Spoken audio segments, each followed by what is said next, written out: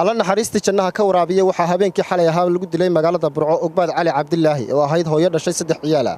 Taliyaha qaybta booliska gobolka Togdheer gaashaanle dhexe Cali Maxamed Faarax Gaadayare oo waraysi gaar ah siiyay telefishinka Home Cable ayaa cadeeyay dilka gabadhaasi. waxa uu sidoo kale taliyuhu u sheegay in meydka gabadhaasi uu yaalo cisbitaalka guud ee magaalada Burco isla markaana ay weli ku socoto baaris.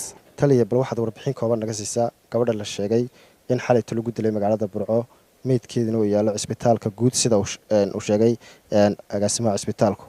bal warbixin kooban naga sii. ilaahay baa mahadle. tobankii xalay 10 daqiiqo ayaanu helay reportkaas oo booliisku ay heleen. dhacdadaana waanu ku baxnay. eedaysaniina gacanta booliisku ku jira oo gacanta lagu hayaa. marxuumadiina Allah u naxariisto.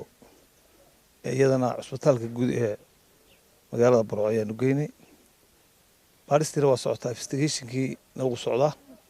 insha Allah bidmillaahi kariim ka hor dhici mayno. baaritaankana waa soconayaa. marka dadweynaha reer Burco waxaan u sheegayaa in gacanta booliisku ku jira eedaysano kiiskina uu soconayo. Suucan taliye maxaa ka jira wararka sheegaya in gabadha ka hor intaan la dilin eedaysano uu kufsaday kadibna uu dilay. arrintaasi waa arrin aynaan weli aynaan ka jawaabi karayn, laakiin dilku waa cad yahay. isagaa bad cadeeyay inuu dilay. wixii qarsoonna waa soo bixi doonaa, baaritaanku ku soo bixi doonaa. eheladii iyo aqraabadii iyo dadkiina waanu saragnay saaka oo waanu kulanno, xafiiska igula kulmeen. kiiskana inuu baaris ku jirno waanu u sheegnay.